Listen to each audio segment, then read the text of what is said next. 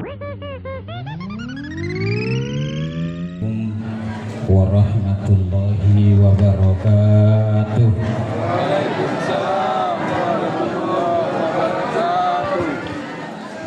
Alhamdulillahil kafah.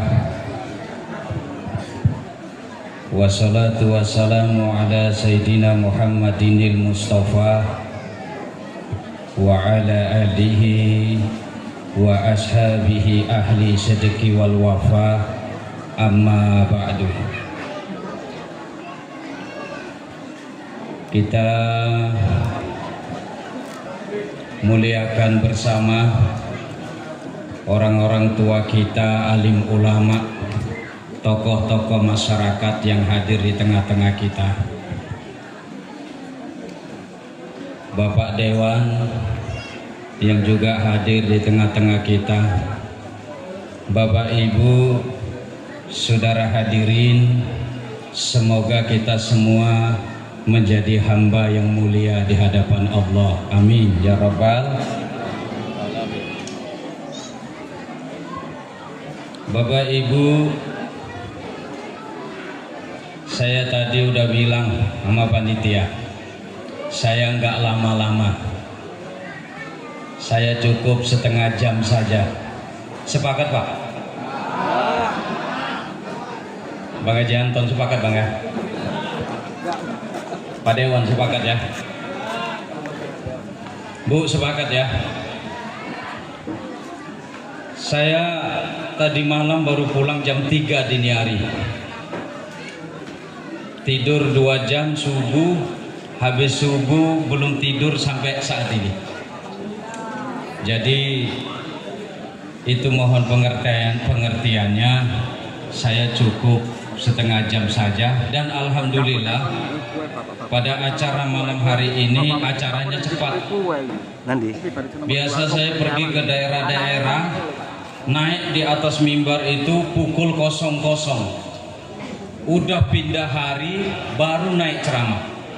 Yang banyak acaranya, lomba ajan anak-anak, pengumuman anak-anak, ada lagi lomba ibu-ibu, semua ditampilkan situ. Awak mau merajuk tak enak juga. Jam 12.00 baru naik. Begitu diundang sekali lagi, udah mulai saya banyak alasan dan gak mau lagi. Tapi di sini saya kena batunya. Acaranya dikit, Wak Tekad bilang 2 jam. Udah kubisiki Pak Dewan tadi, ada kata-kata sambutan dari Pak Dewan. Kalau ada setengah jam, bagi 2 kita, amplop bagi 2, aku bilang. Aku bercanda ya Pak masalah amplop ini. Nggak pala aku. Bercanda aku. Ya Bang ya? Aku bercanda masalah. Bapak Ibu, kita bersyukur memang tinggal di konsesi. Kampungnya berkah, masyarakatnya rukun, remajanya aktif. Bersyukurlah tinggal di konsesi ini. Aku pun sudah seringnya aku lihat tanah wakaf sana. Aku nanti di mana kira-kira gitu. Ada enggak jatahku? Aku minta sama Bang Sabar, nanti kita deket-deket sini aja, dekat pos gitu. Jadi kalau orang ngobrol kita pun ikut ngobrol. Terus ada yang bilang, lah nanti kalau Ustadz minta dikuburkan sini, patok nisannya siapa? Gono atau Fikri? Fikri, Gono yang gue bilang. Itu udah diganti, udah nggak ada lagi. Itu Pak Derawan itu kan lagi ngurus ijazah saya dengan nama Fikri ini. Karena nama lama udah nggak bisa lagi.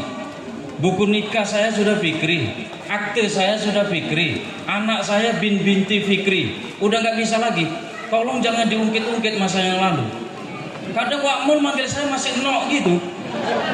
Aku kadang nggak noleh, takut kualat. Kalau kualatnya bisulan saya nggak takut, kualatnya kalau Kota Pinang di Cipok Banci kan celaka bener saya itu. Ada rahasia yang ingin saya sampaikan khusus buat bapak-bapak. Saya mohon maaf yang sedalam-dalamnya. Ada kesalahan saya yang besar di kampung ini. Dan ini kesalahan saya yang besar ini yang tahu cuma Mas Juli. Selain Mas Juli nggak ada yang tahu. Ada sini dulu yang hobi main dadu, Pak. Terakhir yang main dadu sekarang rumahnya yang ditempati Cik Irun. Dulu rumah siapa itu? Lek Slamet. Dulu di sampingnya ada acara pesta, di sampingnya ada acara dadu, ya. Melingkarlah orang itu main judi. Saya ajak itu Bang Juli, itu orangnya masih hidup di sana. Saya bilang, punya nyali, punyalah. Betul nih, betul. Apa maksudnya? Bagaimana kalau orang main dadu itu kita siram dengan air comberan? Tapi gue yang nyiram ya, oke. Yang penting kawannya aku. Kawannya lah Bang Anton. Ku ambil air comberan satu plastik. Duduk saya berdiri gini, lalu ku tumpahkan di tengah-tengah air comberan itu. Zam, buang jatuh, kesiram air comberan semua yang main dadu, bubar. Akulah itu pelakunya. Jadi dulu kalau yang merasa, aku minta maaf malam ini. Akulah itu orangnya. Begitu aku melihat ke belakang, saudaraku yang tadi hidup semua itu udah hilang. Kemana kawanku Juli ini? Ku cari satu malam itu nggak ada. Barulah masih aku masuk ke masjid yang lama, dia ngumpet lah di atas mimbar itu.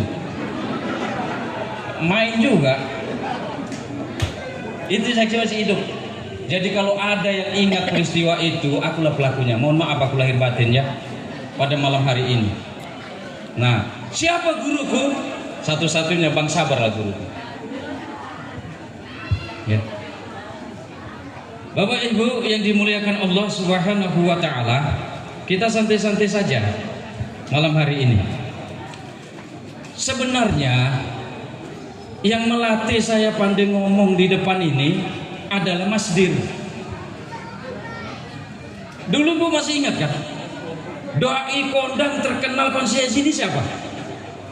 Iya Mas Dir. Di atas mimbar peletar hebat gitu. Nah saya belajar dari dia. Kebetulan kan saya hidup serba kekurangan. Satu-satunya alat yang orang tua saya punya adalah radio di rumah. Nah, Mas Dir inilah yang lengkap.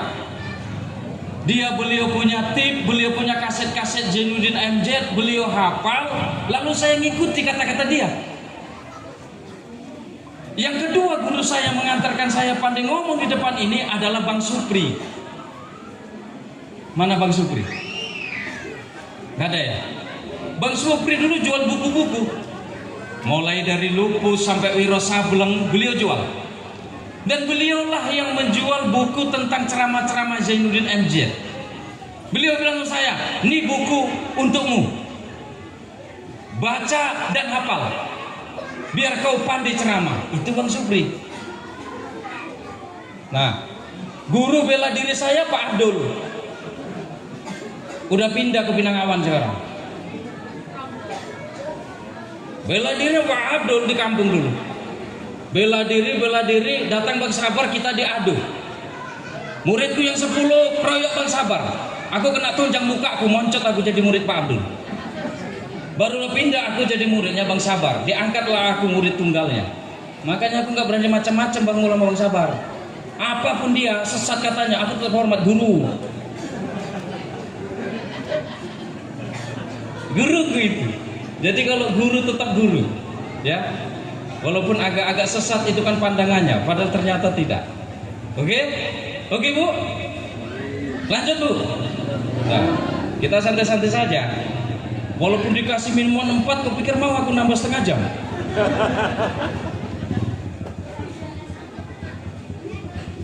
Bapak Ibu yang dimuliakan Allah Subhanahu wa taala, dan berkahnya kampung ini, putra tercinta ada 2 menjadi anggota dewan, yaitu Bang Hendra sama Jul bin Bang Haji Anton. Itu berkah kampung ini. Yang belum kita punya aparat. Yang jadi polisi belum. Kemarin ada ngetes tapi gagal.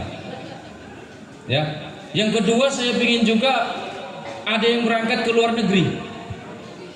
Ke Timur Tengah, ke Kairo, ke Sudan, ke Maroko.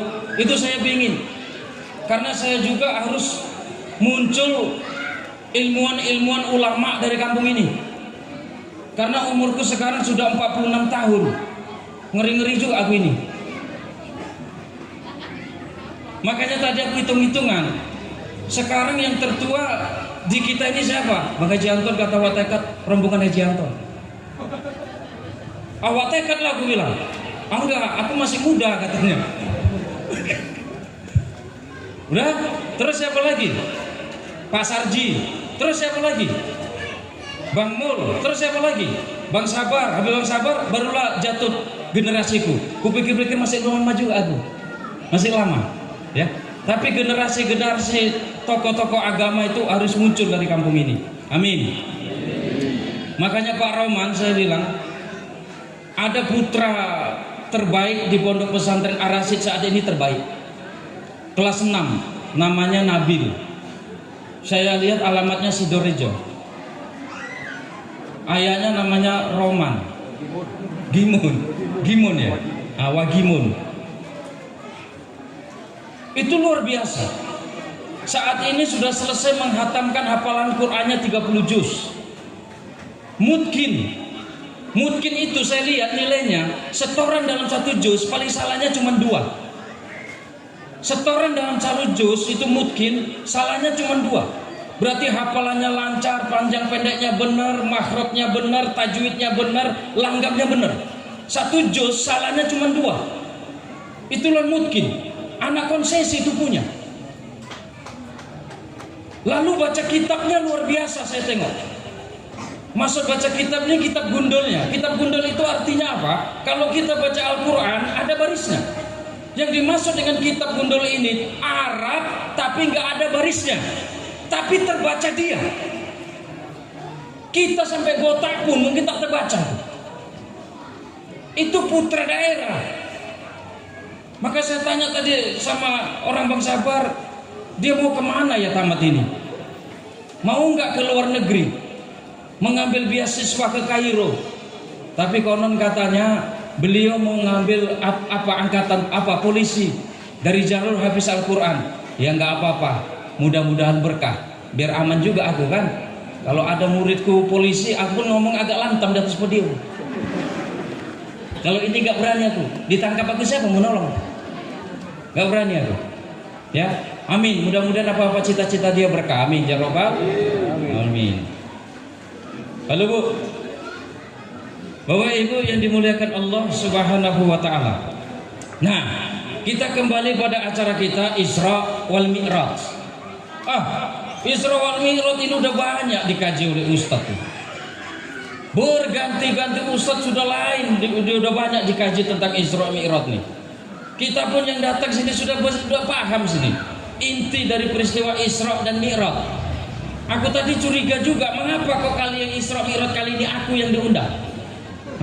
Apa anggaran cekak atau bagaimana? Oh enggak, kata Watekat, enggak ada hubungannya itu. Kalau kau ingin tahu kas kami masih banyak. Oh berarti udah berburuk sangka tuh. Memang kami cinta sama putra daerah katanya. Kalau gitu semangat lagu. Ku tambahlah sedikit 75 menit. Bapak Ibu yang dimuliakan Allah Subhanahu wa Ta'ala, peristiwa Isra Mi'raj itu terjadi pada tahun Ammu Asmi, pada tahun kesedihan. Kenapa dinamakan tahun kesedihan? Karena Rasulullah pada tahun itu ditinggal pergi oleh orang yang sangat menjaga dirinya, yaitu pamannya Abu Thalib dan istrinya tercinta Sayyidah Khadijah.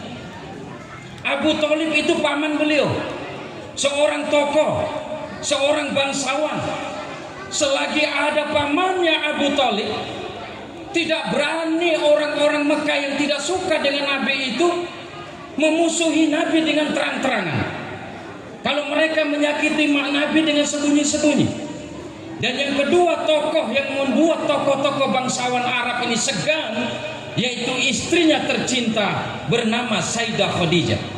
Sayyidah Khadijah ini seorang janda, hartanya banyak, darah biru, seorang tokoh perempuan yang disegani di tanah Mekah.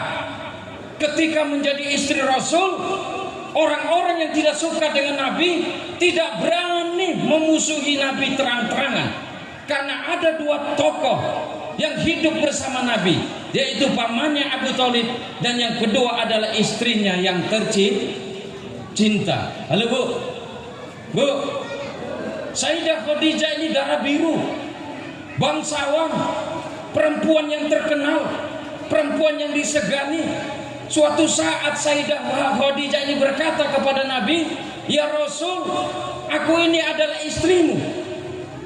Aku berjuang sampai darah penghabisan untukmu. Dan jikalau engkau hendak menyeberang sungai, wahai Muhammad, dan sungai itu enggak ada titiknya untuk kau nyebrang, maka aku siap menjadi jembatan kau pijak dengan kakimu agar kau bisa menyeberangi sungai itu." Itu Khadijah, seorang tokoh darah biru, ngomong begitu sama suaminya. Ibu-ibu pernah nggak ngomong gitu sama suaminya? "Bang, aku cinta mati sama abang. Kalau abang sakit, aku rela jadi kasurnya. Kalau abang mau keset, gak ada kesetnya, aku rela jadi kesetnya." Pernah ibu ngomong gitu? Kalau aku tengok senyummu gak yakin aku.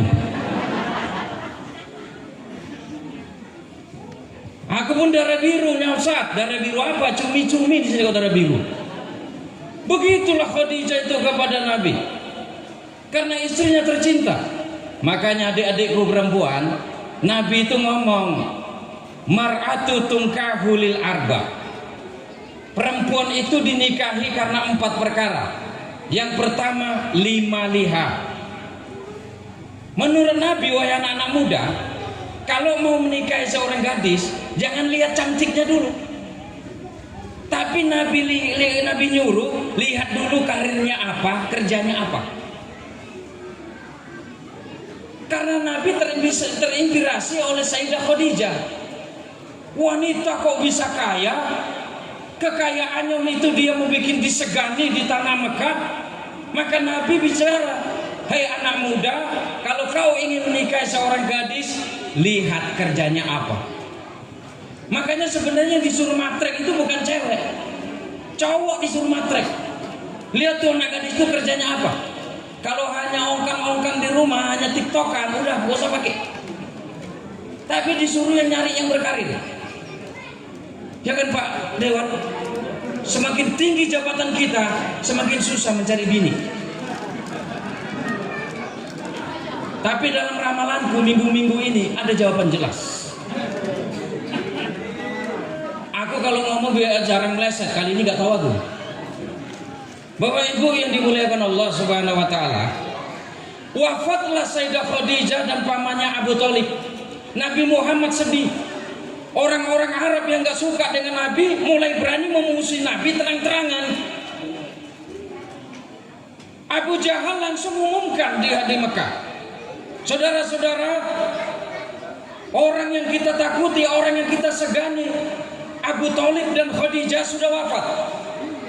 Sekarang tidak ada lagi orang yang kita takuti yang mendampingi Nabi. Oleh karena itu hari ini kuumumkan, barang siapa yang berani menyakiti Nabi, membunuh Nabi, membawa Nabi di hadapanku, hidup atau mati, akan kukasih hadiah." Begitulah hebatnya orang-orang Arab ini. Nabi melihat situasi dan kondisi itu, Nabi mulai merenung. Ini mengapa orang-orang Arab begini sama saya? Saya lahir di negeri Arab ini, tapi mengapa saya kok hendak diusir? Nabi mulai mencari-cari tempat. Di mana saya yang harus bertempat, yang enak, tenang, saya menenangkan diri. Maka Rasulullah pergilah ke Taif. Nama tempat namanya Taif. Taif dari Mekah, dari Masjidil Haram itu 100 km beliau tempuh dengan jalan kaki.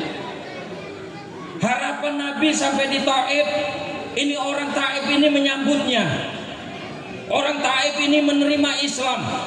Pergilah Nabi semangat menuju Taif ini. Begitu Nabi sampai di Taif, tidak sesuai yang diharapkan. Nabi mengharap masyarakat Taif ini menerima dan menyambutnya, menerima Islam dengan lapang dada. Begitu Nabi sampai di Taif, beliau bukan disambut, malah disambit oleh orang-orang Taif. Beliau dilempari, beliau diusir, sampai pecah kulit beliau, sampai menetes darah beliau. Sedih beliau nih. Akhirnya beliau tinggalkan Taif beberapa langkah. Dia istirahat berteduh di bawah pohon kurma. Dia merenungi nasibnya. Di Mekah, di tanah kelahirannya, dia diusir. Di harapan di Taif dia disambut, malah disambit. Sedih dia, istirahat di bawah pohon kurma. Allah tidak diam melihat kekasihnya disakiti semacam itu. Allah memerintahkan malaikat yang menjaga gunung Taif. Hei malaikat yang menjaga gunung Taif, kau jumpai kekasihku Muhammad, kau kasih dulu bantuan, turun ke sana. Turunlah malaikat menjumpai Nabi. Ya Muhammad, ya malaikat, bagaimana kalau orang-orang yang melempari kau itu kutimpah dengan gunung Taif ini? Apa kata Nabi? La, jangan. Kalau kita kira-kira gimana? Orang nyakiti kita, tiap hari kita disakiti, gedek kita ngelihatnya. Tiba-tiba datang malaikat maut kepada kita nawari, tolong. Gimana kalau orang yang nyakiti kau itu kucabut nyawanya? Apa jawaban kita? Spontan kita jawab, ya cabut saja. Tapi Nabi tidak. Kata Nabi, lah jangan. Jangan ya malaikat. Kenapa jangan ya Rasul? Kau kan disakiti, kau dilempar sampai berdarah kulitmu, menetes darahmu. Mengapa kau tidak mau membalas mereka? Nabi bilang la ba'sa. Lihat kalimatnya, la ba'sa. Ba'sun itu masalah kecil. La ba'sa, jangan wahai malaikat, itu masalah kecil. Dilempar sampai berdarah, diusir dari tanah kelahirannya, tidak disambut, dicaci maki, dihina, datang malaikat menawari, dia bilang la ba'sa. Itu masalah kecil wahai malaikat, jangan kau ajak mereka. Aku akan doakan mereka agar mereka mendapat hidayah dari Allah, karena jangan-jangan mereka tidak tahu bahwa aku ini adalah Nabi dan Rasulnya. Begitulah Rasul. Dalam peristiwa ini Pak, Allah sebenarnya mau ngasih ajaran kepada Nabi ini. Wahai Muhammad, kalau kau mau mencari sandaran jangan manusia. Selama ini kau merasa aman karena ada Abu Lahab dan Sayyidah Khadijah. Sekarang Abu Thalib dan Sayyidah Khadijah. Sekarang Abu Thalib dan Sayyidah Khadijah wafat. Maka kau jangan bersandar kepada manusia. Kau bersandar kepada Allah wahda. Bersandarlah kau kepada Allah. Jikalau kau bersandar kepada Allah, maka Allah tak akan pernah wafat. Allah tak akan pernah hilang. Setelah dikasih pelajaran begitu oleh Allah, Nabi Muhammad di Taif disiksa, Nabi Muhammad di Taif dicaci, dimaki. Beliau bukan sedih, beliau lapang dadanya, semakin semangat hidupnya, ikhlas hatinya. Dia kembalilah ke kota Mekah, di mana dia diusir dan disakiti oleh orang-orang Mekah. Begitu sampai beliau di Mekah, saya Bu agak serius menyampaikan surat Mi'raj nih. Ya Bu ya, agak serius. Karena kemarin dibisiki, kami nggak mau lagi ngundang ustaz-ustaz jauh. Bahkan aku pulang gara-gara ustaznya melawak saja. Ada begitu. Bagi aku nggak mau melawak hari ini, takutku ada yang pulang. Suka nggak suka, pokoknya serius aku malam ini. Ya, ku ceritakan ini surat Mi'raj ini. Pulanglah beliau di Mekah. Setelah beliau pulang di Mekah, itulah terjadi peristiwa Isra dan Mi'raj. Halo Pak, kita baca ayatnya tadi. Kita ambil intinya saja. Peristiwa Isra dan Mi'raj itu sebenarnya Allah ingin menunjukkan linuriyahu min ayatina. Kami ingin menunjukkan kebesaran kami, kata Allah. Kenapa begitu? Selama ini Nabi Muhammad cerita bahwa ada kehidupan di alam kubur setelah mati. Orang Arab nggak percaya. Wahai manusia, ada neraka dan surga nanti di akhirat. Orang Arab tak percaya. Nabi Muhammad itu al-kadzab. Muhammad itu tukang bohong. Muhammad itu tukang dongeng. Nggak ada kehidupan setelah mati kita di dunia ini. Sampai orang-orang Taif itu, ketika Nabi Muhammad, wahai manusia, berimanlah kepada Allah. Apa yang kita lakukan di dunia ini nanti akan ada balasan di alam kubur. Sampai orang-orang Taif mendengarkan Nabi pidato begitu, mereka bukannya percaya, mereka ngambil sekop, mereka ngambil cangkul, mereka gali kuburan, mereka ambil tulang belulang di kuburan itu, lalu dilemparkan kepada Nabi. Wahai Muhammad al-kadzab, kau tukang bohong, bagaimana tulang belulang ini akan hidup kembali? Dilemparkan kepada Nabi. Bagaimana ada surga dan neraka? Kau al-kadzab wahai Muhammad, tukang bohong. Makanya peristiwa Isra Mi'raj itu Allah tunjukkan kepada Nabi, inilah surga, inilah neraka. Halo Bu? Halo Bu? Allah diajak, Rasulullah diajak jalan-jalan ke neraka bersama malaikat Jibril. Ketika beliau berada di neraka, beliau melihat penghuni neraka itu kebanyakan perempuan. Aku bukan jelek-jelekan perempuan, Bu. Riwayatnya begitu kita baca dalam hadis. An-nisa'u aksar minar rijal. Bahwa penghuni neraka itu kebanyakan perempuan.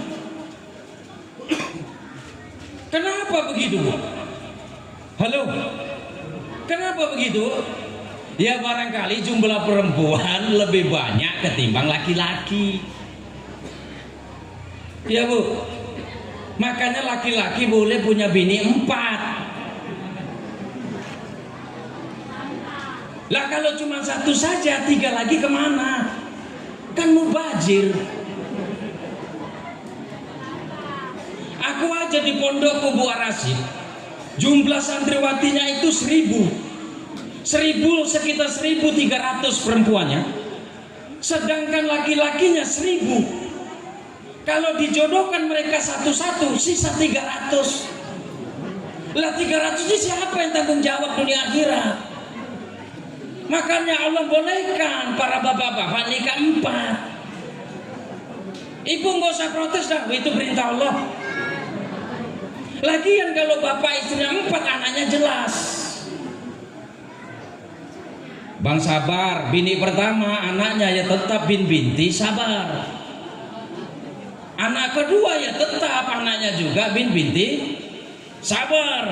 Oh kalau itu nggak bisa, perempuan juga harus boleh dong punya suami 4. Ya silakan, tapi anakmu nggak jelas.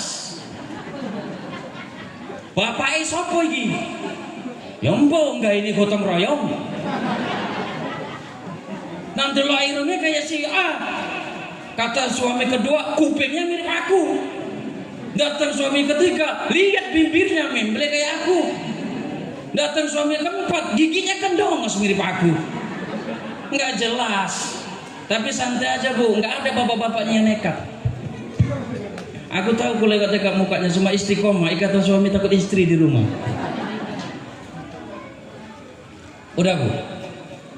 Penghuni perempuan banyak, penghuni neraka banyak perempuan. Halo. Halo. Perempuan masuk surga itu kuncinya 4. Idza mar'atu shalat khamsaha. Apabila perempuan sholat 5 waktu, sholat Bu, aman, udah dapat emperan surga. Wa shamat syahraha, puasa di bulan Ramadan, puasa Bu, udah masuk 1 langkah. Hafizat farjaha, menjaga kewanitaannya, rambutnya nggak dipotong cepat, keluar rumah nggak pakai celana pendek, keluar rumah ke kedai nggak pakai baju main bola, kewanitaannya dijaga bener kayak perempuan. Dan yang ketiga ataat zaujaha, ini yang kuragukan kurasa. Taat kepada suaminya. Taat bu. Taat bu. Yakin.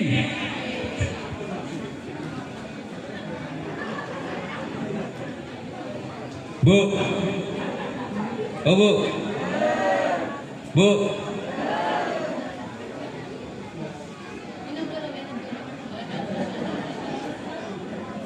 Aku bingung, takut anyang-anyang nanti.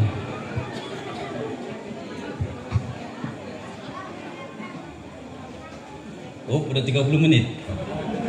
Udah 30 menit Bang Haji. Oh, Bu. Penghuni neraka banyak perempuan. Kata Nabi, yakfurna. Perempuan ini jarang bersyukur terhadap suaminya.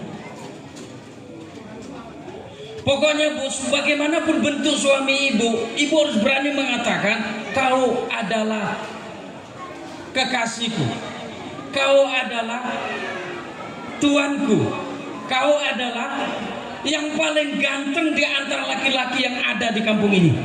Kau harus katakan itu. Walaupun dia dongos, kumisnya berserakan, kau harus berani katakan itu. Halo Bu. Halo Bu. Yang kedua, menurut sebagian ulama, manusia ini, perempuan ini monofoli. Halo. Halo. Ini sebagian kecil saja, tapi jangan jadi patokan. Saya khawatirkan penyebab banyak perempuan masuk neraka gara-gara itu. Satu laki-laki itu ada 4 perempuan yang berhak memiliki laki-laki yang sama. 4.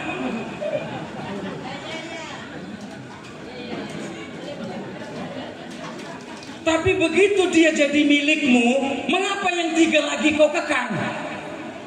Gak boleh, awas kau ya, jadi pelakor kau ya, kusikat kau. Tapi mudah-mudahan kita semua setia, amin. Amin ya Rabbal. Amin. Dah. Jadi Allah tunjukkan wa Muhammad, ini ada neraka, ini ada surga. Yang selama ini orang-orang Mekah gak percaya, yang selama ini orang-orang umatmu gak percaya, ditunjukkan sama Allah, inilah surga, inilah neraka. Kalau gitu Tat, sudah adakah orang penghuni neraka ini? Bukan. Itu namanya alam tamsil. Allah yang membuat perumpamaan, beginilah nanti. Ibu pernah ngeliat film Upin Ipin? Pernah ibu ngeliat film Upin Ipin? Pergilah ibu ke Malaysia, carilah yang bernama Upin Ipin, sampai mencret pun gak ketemu. Bapak kenal Wiro Sableng? Kenal ya? Zaman-zaman usia yang jenggot kita udah berubah. Kenal Wiro Sableng? Carilah di Indonesia ini, siapa keturunannya Wiro Sableng?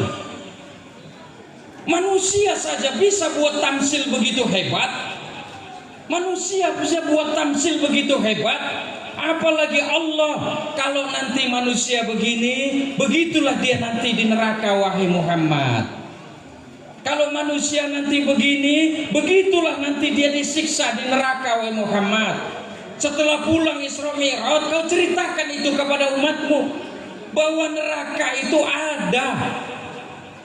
Bu, oh Bu, mengapa orang tidak takut neraka, Pak? Karena belum pernah merasakan neraka itu. Ibu cerita sama cucu ibu cerita sama anak ibu, nah, sholat kau nanti dibakar di neraka. Neraka itu panas. Untung anak ibu nggak jawab, kalau pernah rono aja lo, mama. Apa ndak kita cakap?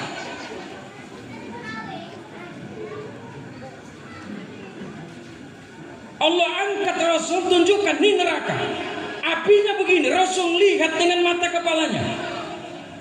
Kita tidak takut dengan neraka. Anak-anak muda berani narkoba, berani maksiat. Kita berani ninggalkan sholat karena kita nggak pernah ngerasakan neraka. Bu, gue ceritakan dikit ya. Tadi Watekat tuh tanya, itu foto kapan? Itu foto 3 minggu yang lalu. Loh kok cepet rambutnya panjang? Itu ku gulung, ku sembunyikan. Itu acara pelantikan Perbakin, Persatuan Penembak Indonesia Labuan Batu Selatan. Aku ketua berburu. Makanya kulitku hitam-hitam, sering ke hutan. Ya. Lalu yang kedua, aku juga penasehat di organisasi Nahdlatul Ulama. Yang ketiga, aku juga ketua Komisi Hubungan Luar Negeri di Majelis Ulama Indonesia Labuan Batu Selatan.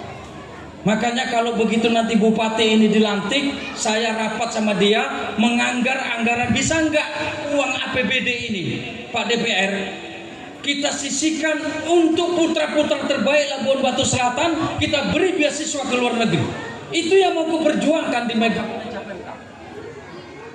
Aku nanti kalau mentok minta bantuan Pak Dewan. Tolonglah aku, mentok aku ini.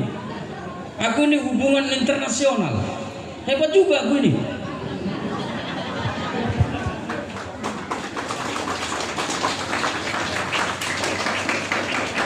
Kalau Bang Jul nggak percaya, lihatlah di kantor MUI sana, lihat namaku.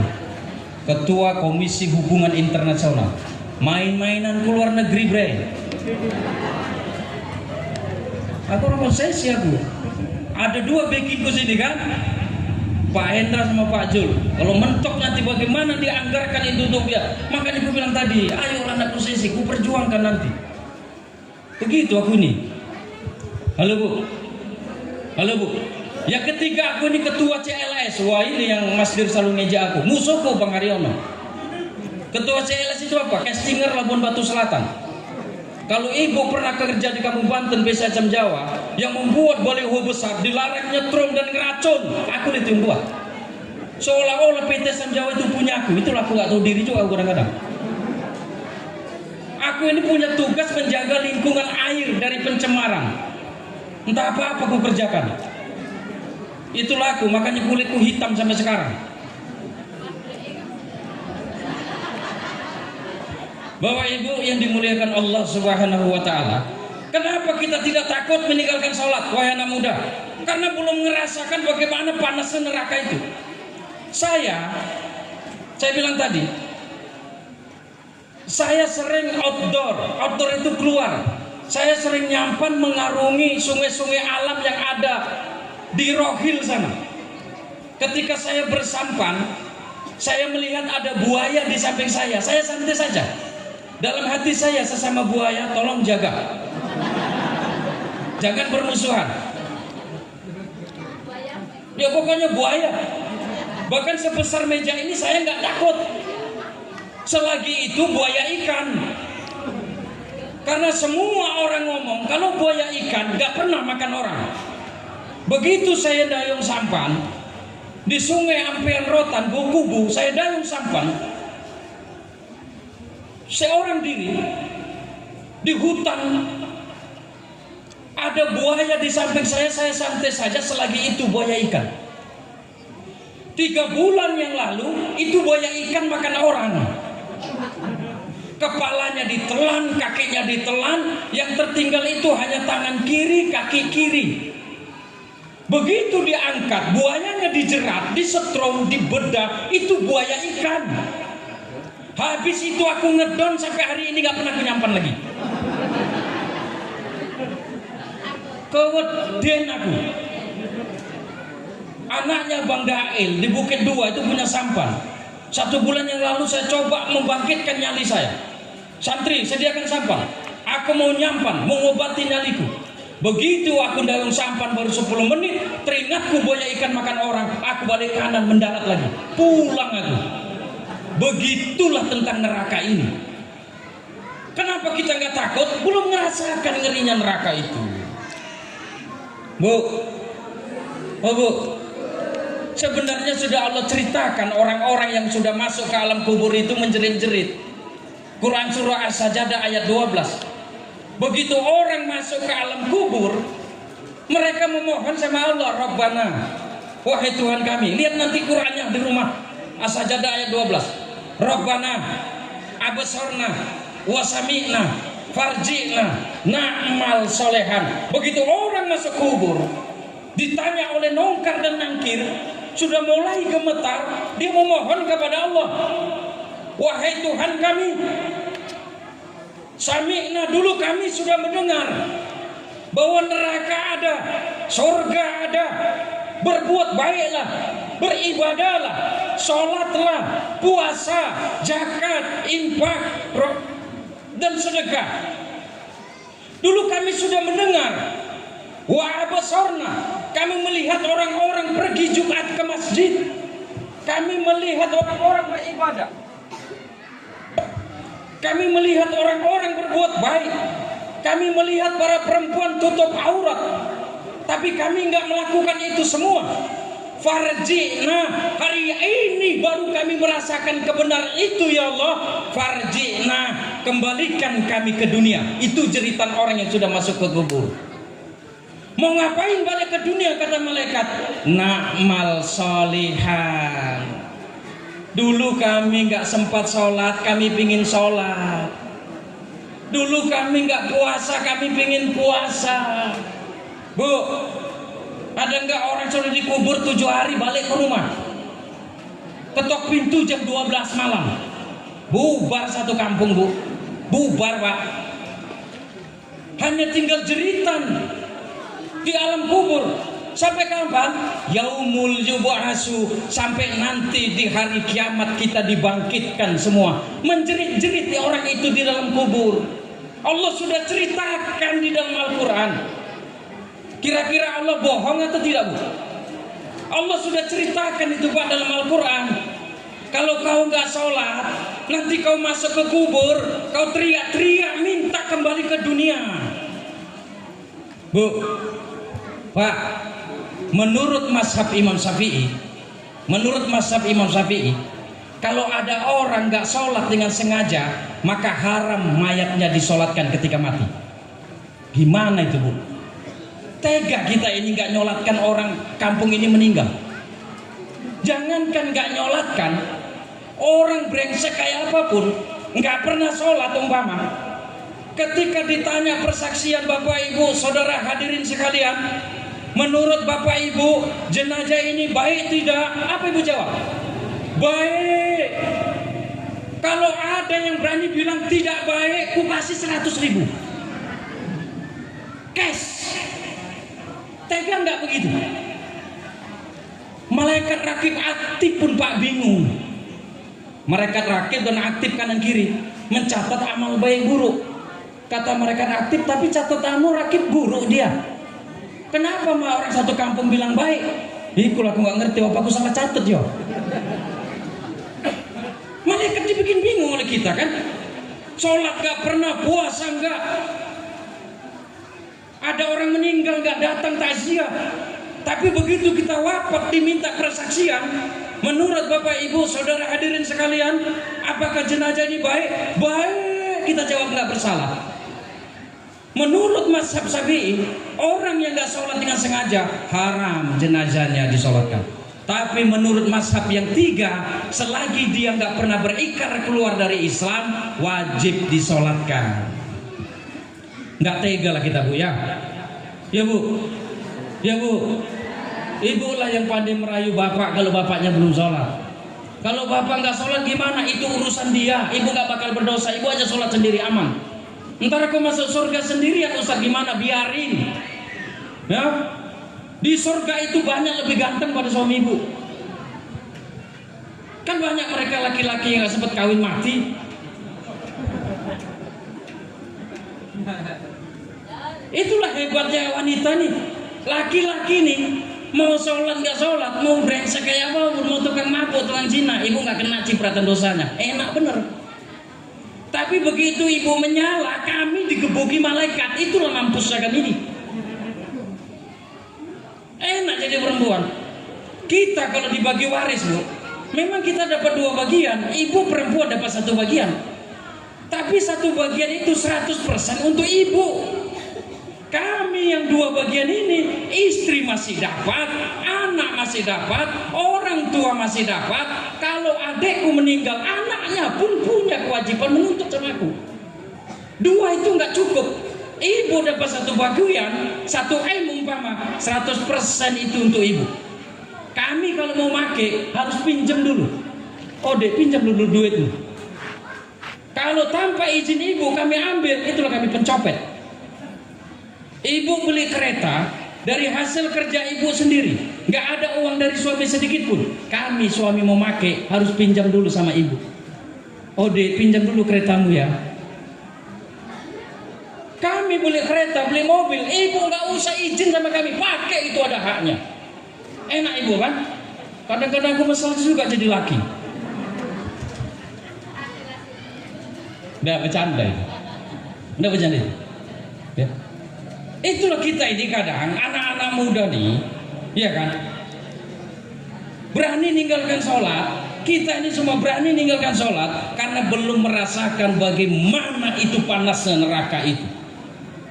Tapi kalau kita baca Quran, betapa ngerinya orang yang sudah masuk kubur minta balik mau sholat.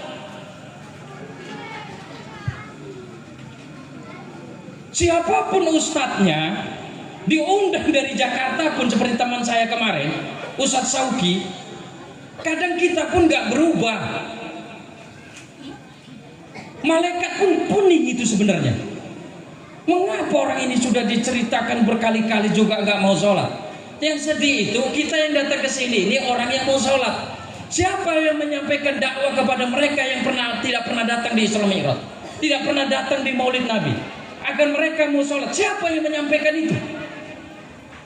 Siapa yang mau berdakwah kepada mereka para maling-maling? Harus ada juga yang harus jadi maling. Artinya maling itu bagaimana? Berkawan dengan mereka, tidak melakukan apa yang mereka lakukan, berdakwah kepada mereka. Kalau kita yang datang ini orang-orang yang sudah cinta sama masjid, sudah orang yang melakukan ibadah, maka kita datanglah ke sini. Tapi orang-orang yang tidak mau beribadah, tidak mau dia datang ke acara-acara begini, maka setidaknya adalah orang yang mau menyamperi mereka, menyampaikan pesan Nabi, menyampaikan perintah Allah Subhanahu wa taala. Mudah-mudahan kita istiqomah menjalankan ibadah Allah Subhanahu wa taala. Amin. Amin ya rabbal alamin. Piye Bi Lasri? Aku sebenarnya lo kaki Bi, Bu atau Beb? Bi.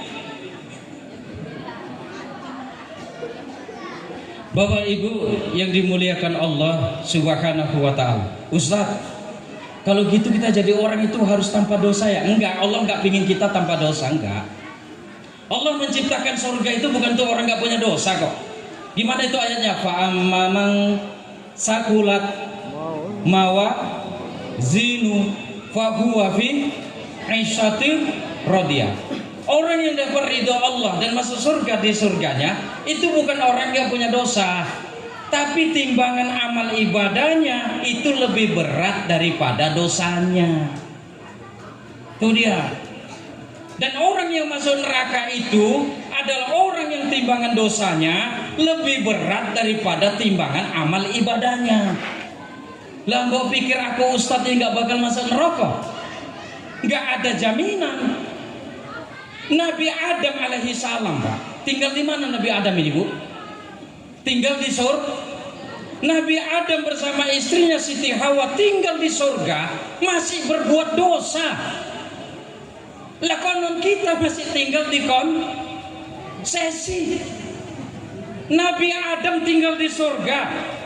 Kata Allah, "Hai Adam, kau nikmati surga ini bersama istrimu Hawa. Tapi satu yang gak boleh kau copet." Apa itu? Buah khuldi. Jangan coba-coba kau copet. Kalau kau copet, kau usir kau dari surga. Nabi Adam sama Siti Hawa ngambil sebutir buah khuldi, diusir dari surga.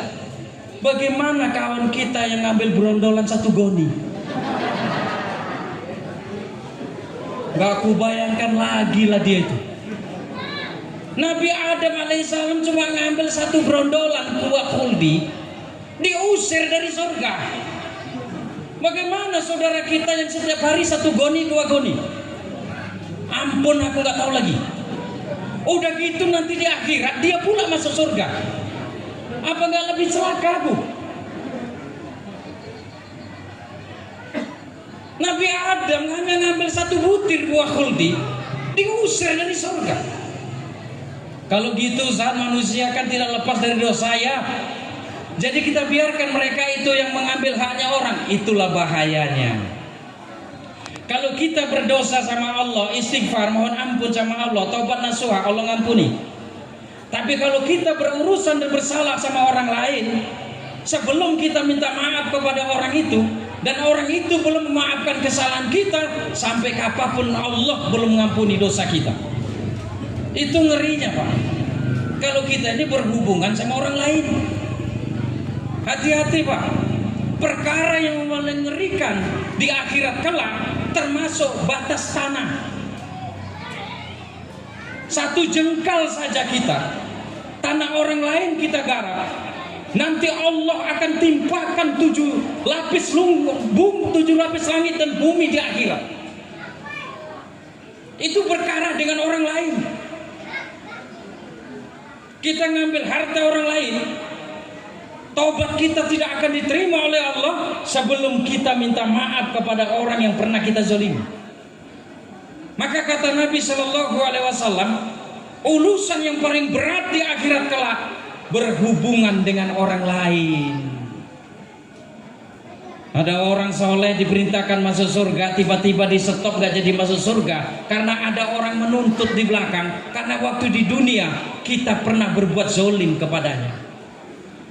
Makanya kita setiap lebaran datang dari rumah ke rumah mohon maaf lahir batin, supaya kalau ada khilaf dan salah diampuni. Tapi kalau kita pernah ngambil barangnya, harus diomongin itu barang. Maaf Pak, hari raya iki aku njaluk maaf lahir batin. Eneng kesalahanku karo Riko. Apa kesalahannya Pak? Aku waktu iku manen, tapi kelewatan sampai nang ladangi Riko. Pirang janjangan kuciku, seingatku 15, aku nggak terima, harus kau kembalikan, wajib mengembalikan. Selagi tidak dikembalikan, dosanya terus mengalir. Maaf Pak, ada apa kesalahanmu? Aku pernah SMS bujui Riko. Ajablah kalau ini aku. Maaf Pak ya. Lihat kata Allah, syai'un zajain misluha. Satu kejahatan boleh dibalas dengan kejahatan yang sama. Halo Pak, aku nggak maksud bilang kalau istri bapak di SMS, bapak SMS istrinya, bukan ya? Bukan itu maksudnya. Satu kejahatan boleh dibalas dengan kejahatan yang sama. Umpama kita lagi duduk ditampar sama kawan, pak, balas dengan tamparan yang sama, boleh. Allah yang nyuruh.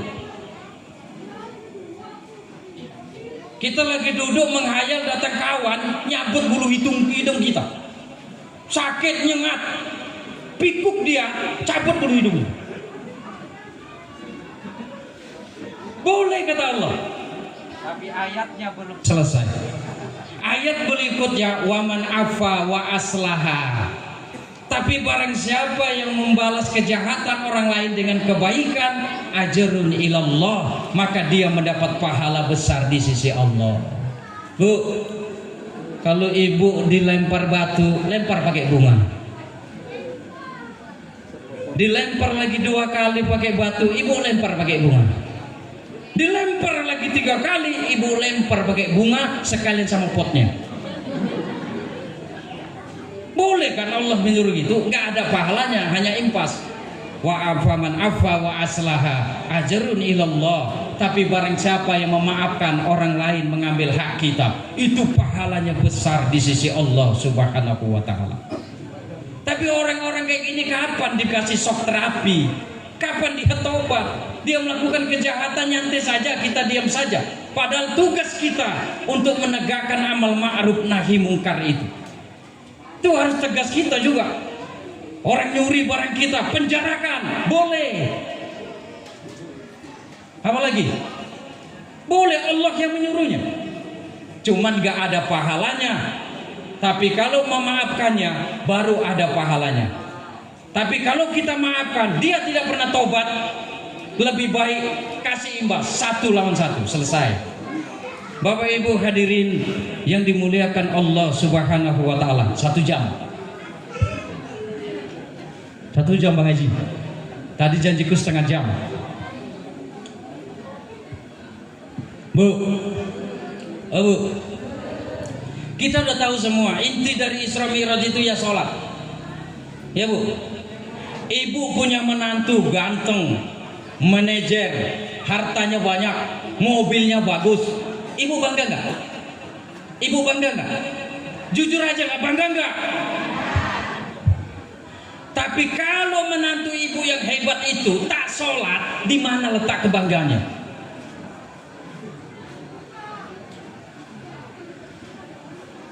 Ibu punya anak ranking kelas, juara 1 di kelas, kuliah nilainya bagus, komlut, tapi dia tak sholat, di mana hebatnya? Ibu punya anak sekolah nggak tamat, tapi Jumat dia pergi ke masjid, waktunya sholat dia sholat. Itulah nikmat Allah yang paling besar. Anak ibu tahu sujud kepada Allah Subhanahu wa ta'ala. Ibu punya cucu hebat-hebat, jangan dilihat dulu hebatnya, sholat enggak dia.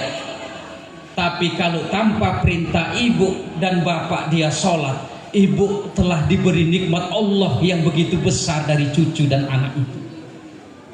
Dia tahu hamba yang sujud kepada Allah. Aku Pak, kalau datang malaikat, Fikri, sholatmu nggak diterima oleh Allah Subhanahu wa ta'ala, aku nggak pala sedih.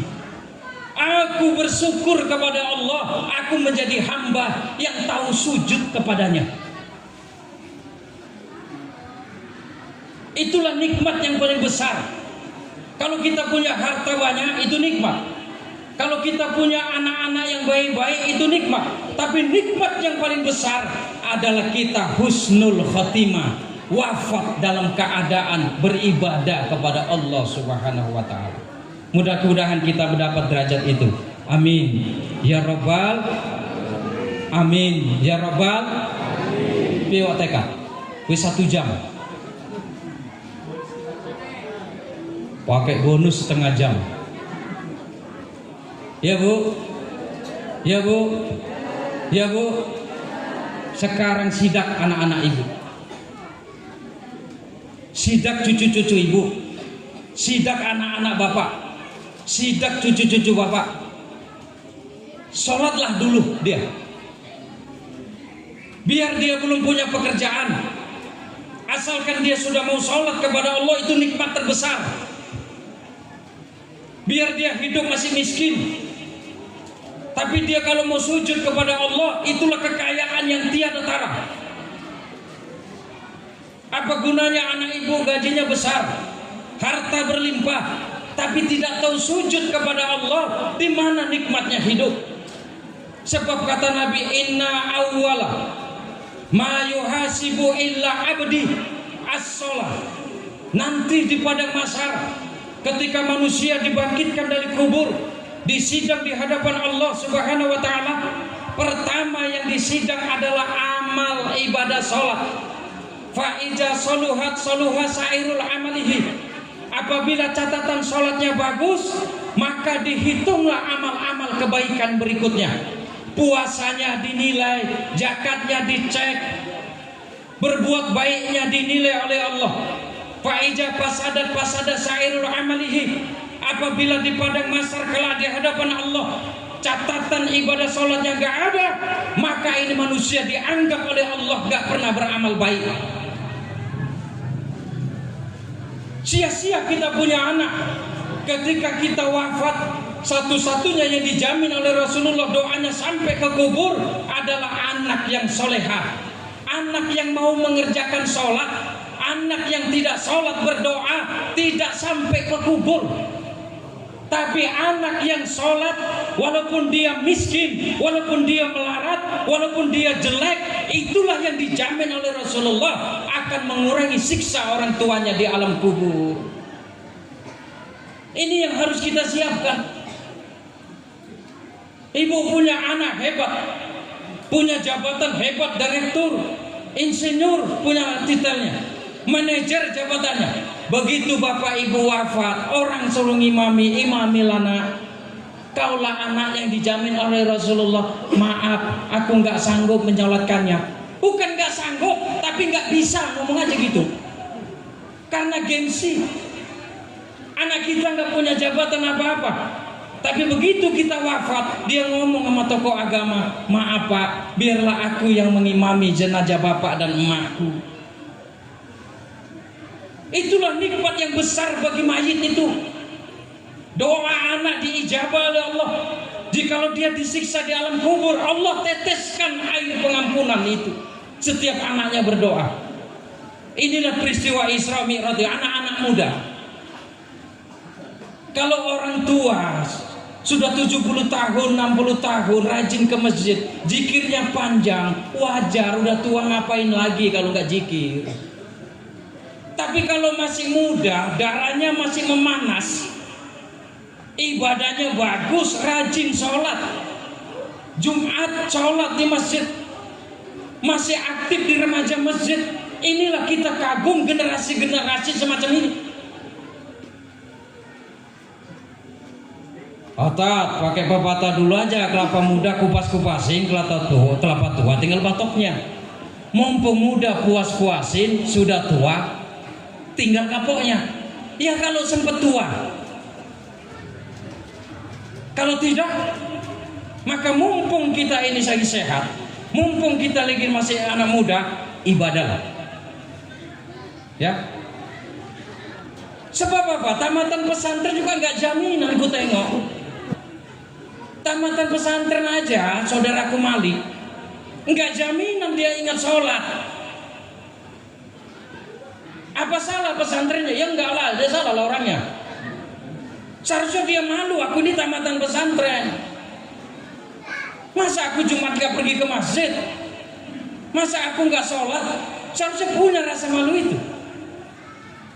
Tapi itu tadilah kembali, mengapa kita tidak takut dengan neraka? Karena kita belum pernah merasakan pedih dan panasnya api neraka itu.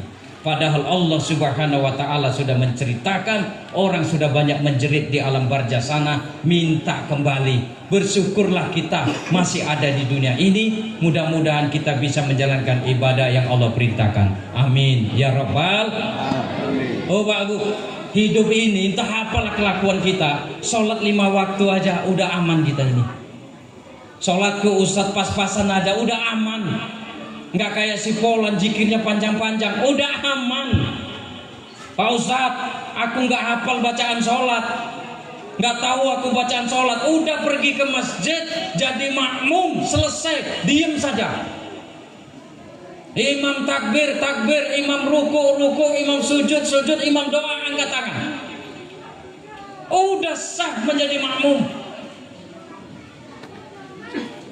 Ini bentar lagi Pak kan Ramadan. Ya Pak, jadi Mu'ad sahabat Nabi pernah dipecat jadi imam. Nabi yang mecat. Mu'ad, kau gak usah jadi imam. Kenapa? Makmum pada celaka kau bikin. Kenapa? Mu'ad kalau ketika imam dia ayatnya panjang-panjang. Tidak ada satu hadis pun Nabi itu melarang imam membaca ayat-ayat pendek.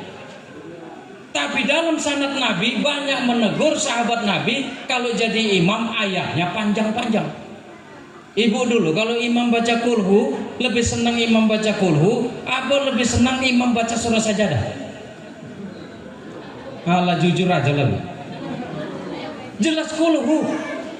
Apalagi Pak kalau di belakang makmum banyak anak-anak, baca kulhu anak surah-surah pendek itu lebih bagus, anak-anak bisa ngikut di dalam hati.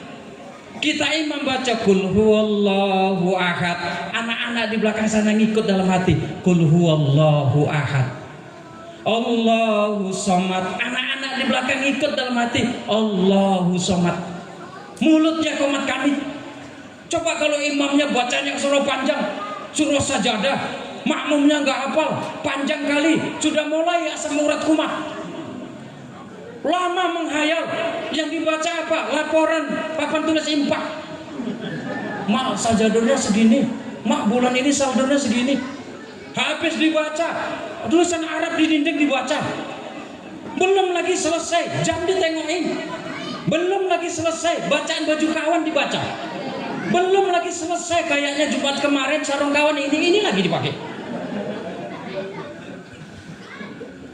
Iya Pak, iya Pak. Ayat-ayat pendek saja mainkan.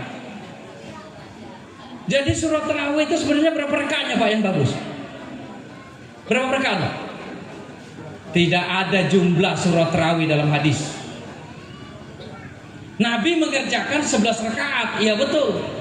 Tapi Nabi mengerjakan habis Isya, selesainya 5 menit lagi sahur. Sanggup kita begitu? Bubar Pak, masjid ini bubar. Maka Umar mengambil doa kita sholat tarawihnya 20 rakaat berjamaah supaya nggak malu-malu kali sama Nabi. Surahnya surah pendek. Loh bagaimana 11 rakaat? Ya nggak apa-apa, orang tarawih itu 2 rakaat juga boleh. Tapi kan malu setahun sekali 2 rakaat. Minimalnya 11. Di Jawa Timur ada Pak, sholat tarawihnya cepat kali. 20 rakaat 10 menit selesai. Kenceng.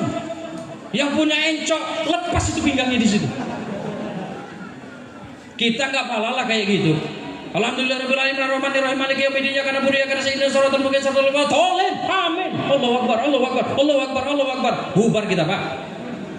Kita nggak bisa nyalakan juga orang itu. Dulu mungkin di situ terjadi sesuatu sehingga begitu. Saya pernah sholat Jumat di Jawa Barat sana.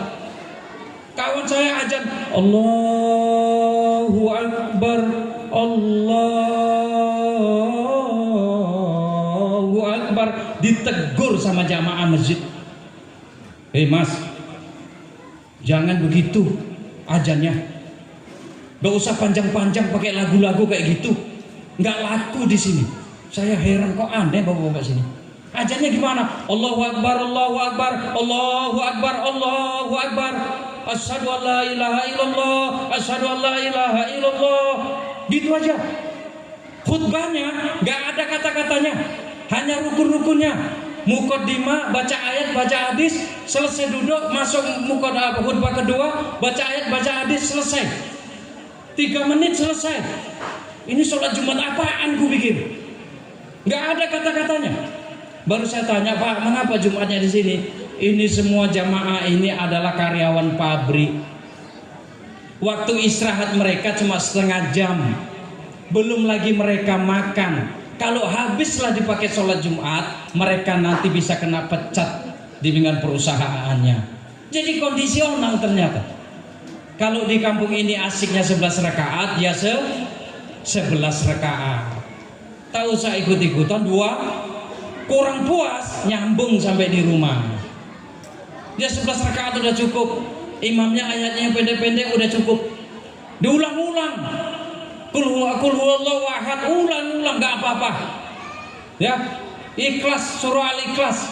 Yang penting ibadah kita kerjakan, dan itu juga mudah-mudahan kita diberikan panjang umur sampai kita bisa puasa di bulan Ramadan adanya. Amin. Ya Robbal. Amin. Ya Robbal. Nah, kemarin ada yang menyampaikan kepada saya, ini saya sampaikan di depan umum. Ya. Masalah bulu kucing najis. Lihat, ini saya jelaskan dulu. Ini ada pesan soalnya, tolong jelaskan Pak. Caranya begini.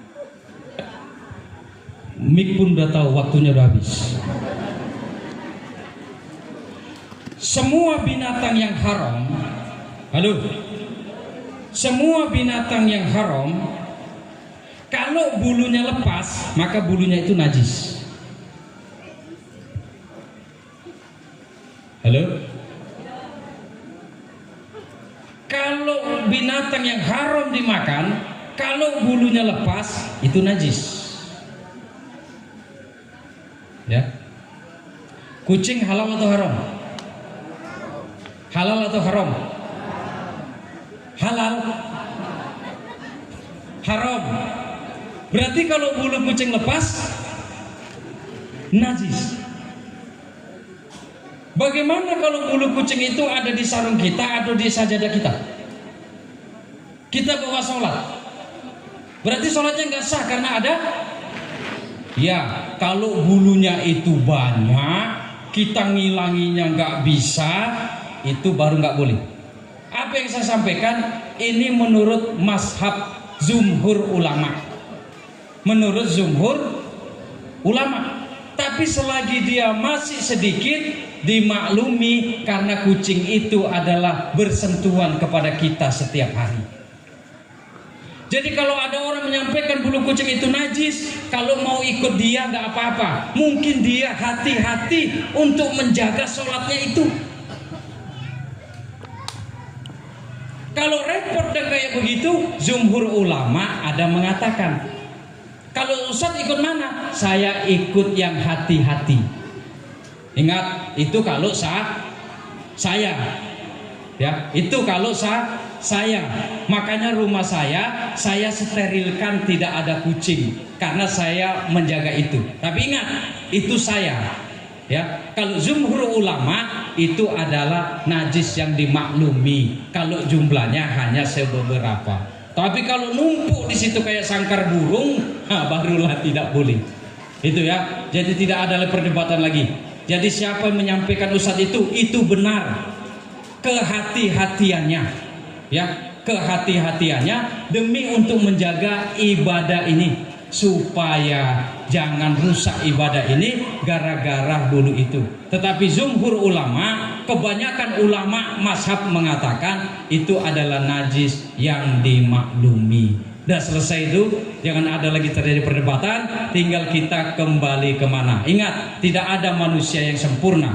Sealim-alimnya manusia pun pasti ada khilaf dan kelemahannya. Ingat, janganlah dinilai-nilai kelemahannya, tapi kita nilailah kelebihannya. Selagi kita manusia, pasti banyak kelemahannya. Karena Rasulullah bersabda, Innallaha wada'a ala ummati al-khata' wa nisyan. Allah meletakkan, menciptakan manusia itu punya rasa melakukan perbuatan salah dan khilaf.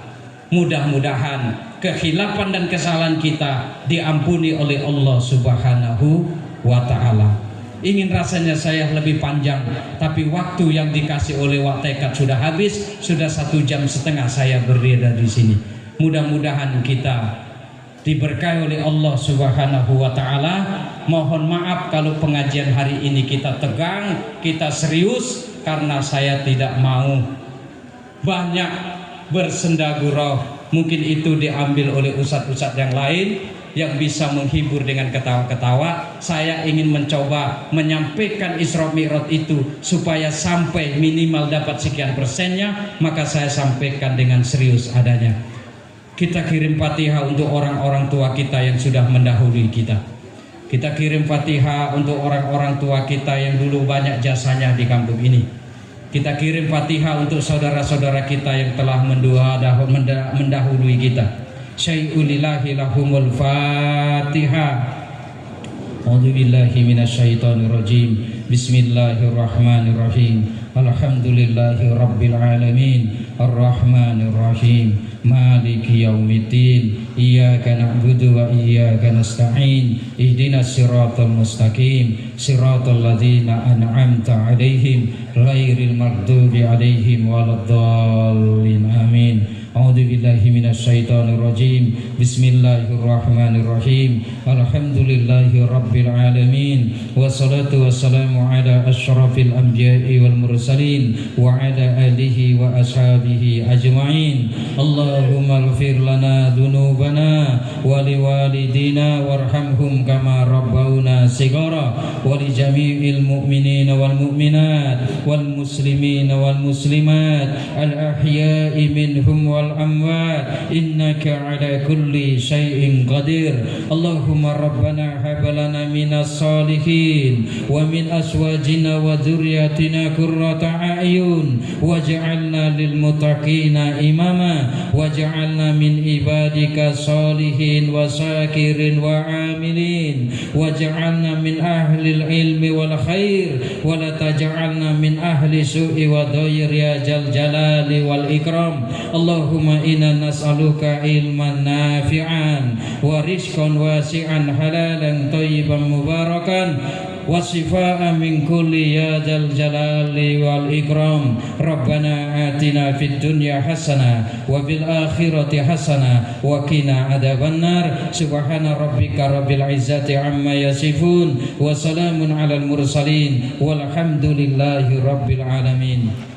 Mohon maaf atas segala khilaf dan salah.